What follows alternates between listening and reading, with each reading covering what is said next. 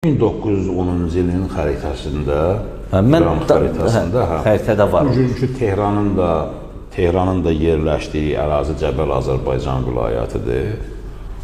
Yəni o ərazinin özü göstərilir Cəbəl Azərbaycan vilayəti kimi. Və Kəlgər körfəzinə qədər olmasa da, yəni Həmədandan cənub ərazilərə Mən orada qədər, bu şehri gördüm. Bu şehir körfəzin sahilindədir təbii ki. Xuzistan vilayəti çünki o xəritədə var. Bəli, şübhəsiz. Ona görə deyirəm. O xəritədə var. Xuzistan vilayətinə qədər olan bütün o ərazi isə xəritədə mən gördüyümdən, yəni yadımda qalandan Azərbaycan. Amma məsələ onda deyil axı. Yox, mən bunu sadəcə... Xuzistanın ya Qaşqayın olmasından da asılı olmayaraq, əslində İran ərazisinin bütövlükdə hər yeri, İndisistan, Belucistan var. Bir də, deyək ki, Fars-Kerman bir hissəsini çıxmaq şərti ilə... Və Şiraz da var.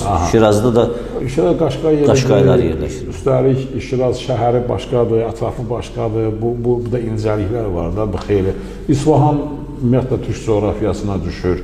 Ən azı bütün ətrafı, yanında Qumuda, mərkəzidə və s. bu ostanlarda. Yəni ki, ümumiyyətlə o coğrafiyanın dövlət yaradan milləti kimi, xalqı kimi, onun hər yerinə səpələnmiş bir toplumdur Azərbaycan türkləri, ümumiyyətlə türklər. Xorasanın təbii ki, deməliyik, Türkmən səhranı deməliyik, Qaşqayın elini deməliyik.